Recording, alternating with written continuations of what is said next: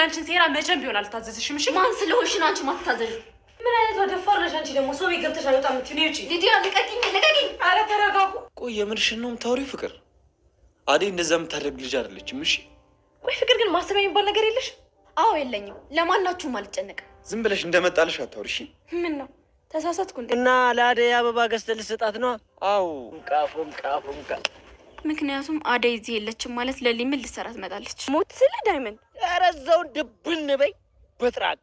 ዳይመንድን በሰማውና ባልመጣ ይሻለኝ ነበር። በቃ ኪንጎም ልክ እንዳንተ ያፈቅረኛል፣ ተቀበልኩት። ለምንድን ነው ሌላ ጭንቀት የምትሆኑብኝ? ትሰማለህ? አሎ እንዴ ምንሽ ነው? ንጉሱ ለአደይ አበባ ሰጣት። ዴቭን አስቆጣው። እንዴት አበባ ትቀበያለሽ? አበባ መቀበል እኮ ትርጉም አለው። አደይ ምን እያደረግሽ ነው ሲል ለአደይ ጠየቃት። እሱም እንዳንተ ይወደኛል፣ ሰጠኝ፣ ተቀበልኩት፣ ምን አድርጊ ነው የምትለኝ ስትል አበባውን ጥለው ወደ ቤት ገብታለች። ፍቅር ተንኮለኛዋ የአደይን አባት ስልክ ቁጥር ፈልጋ ለደመቀ ተነግሯለች። ደመቀ ደግሞ ለአደይ ይነግሯታል። እና አንተስ ምን አልካት? ምን አስባ ነው ደግሞ የአባቴን ስልክ ቁጥር የፈለገችው? አደራ ምንም ነገር ብትልህ እንዳትሰጣት ስትል ለደመቀ ነገረችው። ደመቀ እኔ ሞኝ ነኝ ወይ የአባትሽን ስልክ አሳልፌ ለእሷ ለፍቅር የምሰጣት ብሎ ለአደይ መለሰላት። አደይ ምን አስበሽ ነው? ምንስ በደልኩሽ? ምን አድርጌሽ ነው ደግሞ? ለምንድን ነው የአባቴን ስልክ ቁጥር የፈለግሽው ስትል ለፍቅር ጠየቀቻት። ማን ነው እየነገረሽ? እኔ አልፈለግኩም ስትል ካደቻት። ሰላም ጤና ይስጥልኝ ውድ የተከበራችሁ የዚህ ዩቲዩብ ቻናል ተከታይ ሆናችሁ ቤተሰብ በሙሉ በያላችሁበት ሰላማችሁ በዝት ትርፍርፍ ይበል። ሰራተኛዋ አደይ ክፍል 67 ተለቀቀ።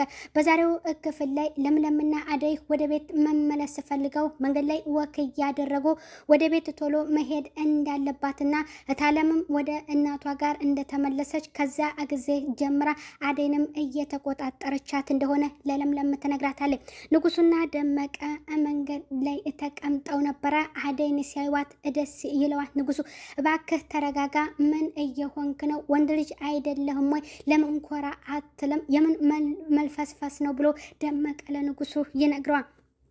አበባ ገዝቼ ለሷ መስጠት አለብኝም ሲል ለደመቀ ነግሮታል። ገንዘብ ሳይኖረው ከደመቀ ገንዘብ ተቀብሎ ለአደይ አበባ ገዝቶ አዘጋጅቶ ይኸው አበባው ያምራሉ ተመልከት ብሎ ለደመቀ ሲያሳየው ለምን ቀለበትስ አትገዛላትም አንተ ላይ ምን መሆንህ ነው ሲል ለንጉሱ ነግሮታል። ወደ ቤት እንደሄደችም ፍቅርን ስትጠይቃት ፍቅር እኔ በጭራሽ አንቺ ሰራተኛ አይደለሽም ወይ? ደግሞስ እንደዚህ እኔ አላደረኩም ስትል አመነጫጭቃታለ። ዴቭ እቤት አቷት አደይ የት ሄዳ ነው እያለ ለሷ ሲጠይቃት እኔ አላየውም፣ እዛው ኪንጎ ጋር ሄዳ ይሆናል፣ የሱ ፍቅር ይሆናል እሱ ጋር ያስኬዳል። ከገጠር ከተመለሰች በኋላ ኪንጎ እያለች ነው ስትልም ለዴቭ ትነግሯለች። በጭራሽ ይሄ ያንቺ ስራ ነው፣ በባለፈው አንቺና ቤዛ እንደዛ አድርጋችኋት እንዳባረራችኋት ሁሉንም ነገር ሰምቻለሁ፣ አውቃለሁ። አሁንም እንደዛ የምትነግርኝን ነገር ዝም ብዬ የምሰማ ሞኝ አደረግሽኝ ወይ ሲል ለፍቅር ተንኮለኛዋ መልሶላታል። ምናልባት ለምለም ጋር ሄዳ ይሆናል እንጂ አደይ በፍጹም እንደዚህ አታደርግም ብሎ ለሷ ይነግሯታል። እኔ እንደሆንኩኝ እውነቱን ነው እየነገርኩ፣ ማመን ያለ ማመን ያንተ ስራ ነው ስትል ለሱ ተነግረዋለች። ያችኛዋ ደግሞ ሊዲያ ተንኮለኛዋ ደግሞ ክላሷ እየጨፈረች ነበርና ወደ ክላስ ገብቶ ያላት ምንድነው አደይና የተሻታሉ ብሎ ሲነግራት እኔ የአደይ ጠባቂ ነኝ ወይ አላየሁም ስትል ለዴቭ ተነግረዋለች። ካላየሽ አላየሁም ነው ማለት ያለብሽም ብሎ ለሷ ይመልስላታል። ምን ሆነህ ነው አንተ ና ከኔ ጋር እንጨፍርም ስትለው እሱ መጨፈር አልፈለግም፣ የጭንቀት መፍትሄው መጨፈር ነው ያለሽ ማን ነው ብሎም ለሊዱ መልሶላታል። ቆይ አንተ ለምንድን ነው እኔን መቼም በዚህ መልክ መች ፈልገኝ ታውቃለህ? አሁን እሷ እቤት ስታጣት እሷን ፈለግህም ስትል ለእሱ ትመልስለታል።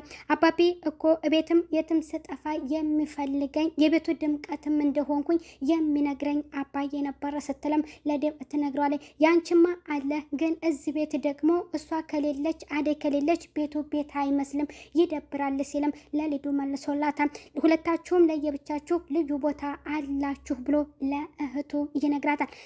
ያቺ ፍቅር ተንኮለኛዋ ተቀምጣ ነገሯን እያሰላሰለች አደይ እና ለምለም በጣም ተናደው ደመቀና ንጉሱ እንደነገሯቸው ለምንድነው ስልክ ቁጥሬን የአባቴን የፈለግሽው እነሱን የጠየቅሻቸው መሰተን ስታፋጥጣትም እዚህ ጋር በጣም ከአደይ ጋር እጸብ ውስጥ እየገባሉ። ለምለምም አንቺ ምን አይነት ሰው ነሽ? ሁለተኛ በእሷ ላይ እንዲሁም እሷን አሳልፈሽ ለአባቷ ለመስጠት አስበሽ ነው ወይ? ስልክ ቁጥራቸውን ለምንድን ነው እየፈለግሽው? አንድ ነገር ትሆንና እኔም አልምርሽም ስትል ለምለም ትነግራታለች። የራሷ አሮባት የሰው ታማስላለች አሉ እያለች በእሷ ላይ ተተረትባታለች፣ ታስጠነቅቃታለች። ዴቭ ድንገት ወደ እነሱ ጋር ሲገባ ፍቅር ተንኮለኛዋ ትነሳለች። አደይ በጣም ደንግጣለች ስታይ እሷ መተሻል ወይ የት ሄደሽ ነው ብሎ ሲጠይቃት ሊዱ አንቺ የት ሄደሽ ነው? አረ አደይ ወንድሜን በዚህ መልክ የምታሳስቢው ስትል ለአደይ ነግራታለች። ፍቅር ብድግ ብላ ትሄዳለች። ዴቭም ሶፋ ላይ ሲቀመጥ ሊዱም ስትቀመጥ አደይ ምትናደድና ወደ ኪችን ትገባለች። ለምለምን እዛ ሂጂ ኪችን እኔ አናግራታለሁ ስትል ነግራት ነበረ። ኪችን እንደሆኑ ሁለቱም ቀጥታ ሊዱ ትመጣና ለምንድን ነው ለምለም እዚህ ቤት እንድትገባ ያደረግሽው? ለምን በሩን ከፈትሽ ብላ ትጮህባታለች አደይ ላይ። አደይ እኔ ምን መብት አለኝና ነው እንደዛ የማደርገው? ለምንድን ነው አንቺ እንደዚህ አይነት አስተሳሰብ የምታስቢው? ምን አድርጋሻለኝ? ስትል ስትመልስላት እኔ እዛ ቤት ሲሄድ ከኤላና ለምለም ያባረሩኛል፣ እዛ ቤት እንድቀመጥ አይፈልጉም ስትል ለሷ ትነግራታለች። ከወጣሁም የምወጣው ፍቅር ውጭ ስትለኝ ነው፣ ቤቱ የፍቅር ነው ስትል ለሊዱ መልሳላታለች። እጇን ጥምዝዝ ስታደርጋት ዴቭ እየገባና ምን እየተፈጠረ ነው? ምን ሆናችሁ ነው ብሎ ሲጠይቅ እዚህ ጋር እንግዲህ ሁለቱ እየተጨቃጨቁ ዴቭ እየገባል። ውሸቷን እዚህ ጋር ያላለችውን እንግዲህ ስትናገርም እሷን ይዘህልኝ ውጣ ብላ ለምለም ለዴቭ ተነግሯል። ሊዱንም እረፊ ነይ ብሎ እህቱን ይዞ ወደ ክላስ ይገባና ለምንድን ነው እንደዚህ የምታደርጊው? እረፊ አንቺ ሄድሽ እንጂ በማለት ወደ ቤቷ አንቺ ነሽ እንጂ የሄድሽው እሷ አልመጣችብሽም ብሎ እህቱን ይቆጣታል። ለፍቅር ነግራትና እሷ ከዚህ ቤት እንድታባረርልኝ አደርጋለሁ፣ ከቻላችሁ ሁለቱንም አባሩልኝ ትላለች። መጀመሪያ ለምለም ተንኮለኛዋ ፍቅር ወደ እሷ ጋር ትገባና እንዴት ነው ብላ ስትጠይቃት ከዚህ ቤት አባሪልኝ ለምለም ምን ቤቱ ያንቺ አይደለም ወይም ስትል ተነግራታለች። መጀመሪያ እሷን አባሪያት ስትላት እሷን ብቻ ሳይሆን ሁለቱንም ከዚህ ቤት ውልቅ አድርጌ አባረራችኋለሁ ትላታለች። አደይን ለምን ታባርሪያታለሽ? ማን ምግብ አብስሎ ሊሰጠን ነው ስትል ለፍቅር መልሳላታለች። ፍቅር ከዚህ ቤት ሰላም እኔ የማገኘው ሁለቱንም ሳባረራቸው ነው፣ የኔ የምላቸውን ነገሮች በሙሉ ተነጥቄያለሁ ስትል ለሷ ትነግራታለች። አደይ እማ ወንድሜን እንድትወስድብኝ አልፈልግም ብላ በጣም ትነግራታለች ለፍቅር። በዛ ምክንያት ለምለምን ብቻ እንድታባርላት ነበር የፈለገችው። ከወንድሜ ጋር ከተጠጋችና በፍቅር አስተሳሰብ ከወንድሜ ጋርም ከአሰበች ወንድሜን በጭራሽ እሷ ልትወስደው አትችልም ብላ ለፍቅር ትነግራታለች። ዴቭም ፍቅርን አስጠንቅቋታል። እንዴት ነው እንደዛ አንቺ የምታደርጊው?